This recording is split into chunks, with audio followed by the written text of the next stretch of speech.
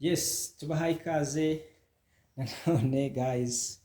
Hano rero uyu munsi nabazaniye akantu keza. Nabazaniye akantu k'ubwenge abantu bakoresha telefone, yaba ukoresha telefone nini, yaba ukoresha telefone ntoya, bazaniye ikintu bituma ugomba kumenya ibi bintu. Nimba ukoresha iyi telefone ntoya, ikintu ugomba kumenya ni iki ngiki. Iyi telefone ukaba uyicaginga kuri iyi charge, iyi ngiyi ukaba uyicaginga kuri izi charge, ukaba uyicaginga kuri bene izi charge, izi ngizi. Ikintu ugomba kwitondera ni iki ngiki. Waba uzi impamvu bateri yawe ya telefone ntoya ibyimba? Waba uzi impamvu bateri ya telefone yawe ibyimba koko? Kurikira iyi video uraza kubona igisubizo. Byo by'umwihariko nimba ushyiraho iyi ngiyi, izi nini cyane.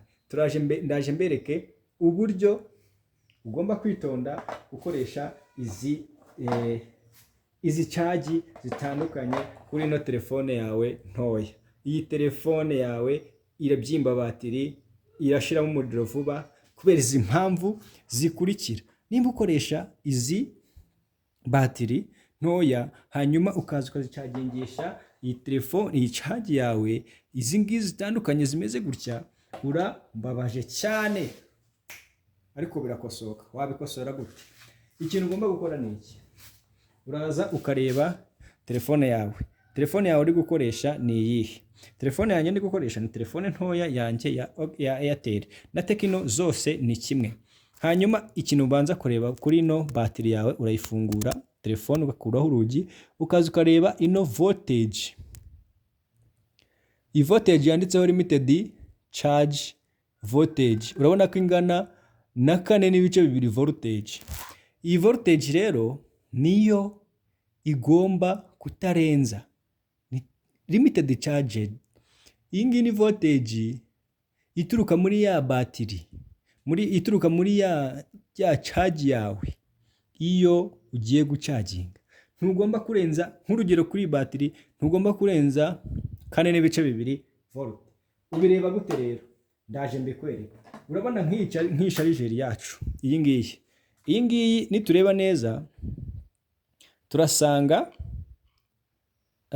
turaza kureba icyo twita input yayo ni 100 kugera kuri 440 volts kuri frequency ya 50 na 60. Bivuze ngo yakora muri bya bihugu byose bikoresha voltage ya 50 n'ibikoresha voltage ya 60.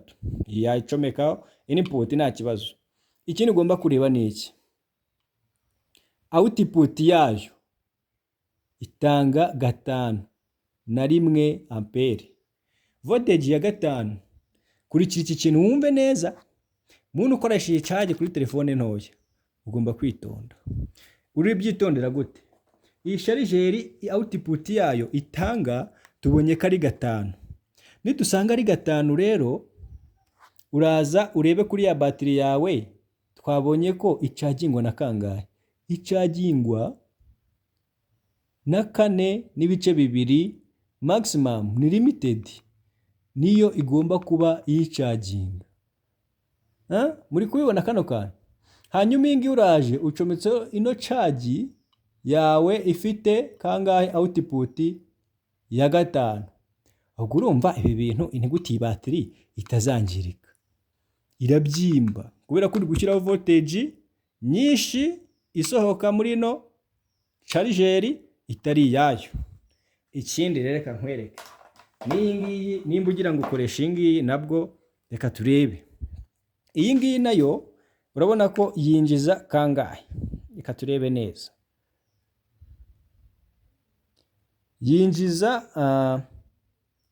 Yinjiza input ni 140 nka bya bindi kuri ya hindi. Hanyuma iyi ngiyi output isohora 5 igasohora n'9. Byose urumva n'ubundi biri kuruta ya voltage yacu y'ino bateri ntoya. Rero kurikira turebe. Hano mfite indi charge ugomba kureba. Iyi ni charge ya telefone ntoya. Reka tuyipfundure turebe ukuntu bimeze.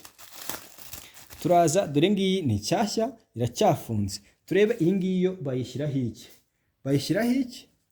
Uraza urebe witonze neza ahangaha. Kanyicurukure turebe neza twitonze. hano hari ikintu twita input ni 100/240 voltage.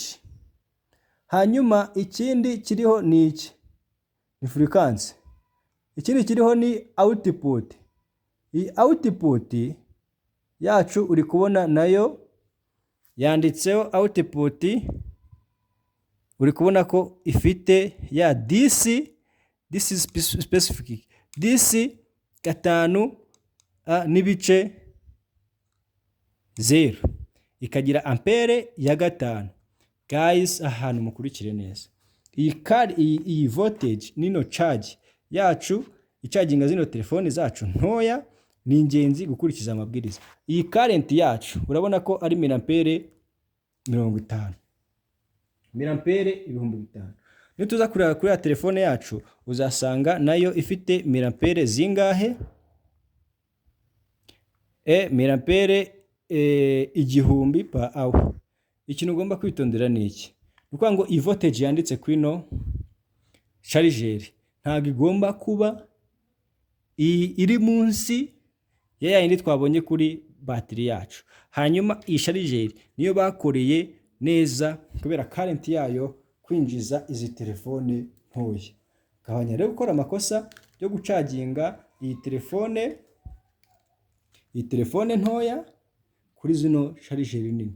Niyo mpamvu battery yawe byimba, niyo mpamvu telefone yawe ushiramo umuriro vuba, hanyuma ukagenda ugacomeka ya charger yawe kuri ngaronje yawe ugacaginga neza cyane. Ibi bintu mugomba kubimenya nk'abatekinisiye kugira ngo wirinde ko ya telefone yawe izagira ite, izashira mu muriro vuba, izabyimba battery, warangiza akavuga ngo baraguhangitse. Ibi bikoresho ugomba kujyana n'amakuru. Guys, you have to follow the instruction of the manufacturer of this device. Ni by'ingenzi kubimenya rero. Mwakoze cyane kubana nanjye. Ibi bintu byitondere no kuri charger nini no kuri telefone nini, byose ugomba kubanza ukareba voltage yangira irahura na battery mfite, ese current irahura na battery mfite, hanyuma ukamenya uburyo tugiye gubikora bihuye neza. Thank you for watching.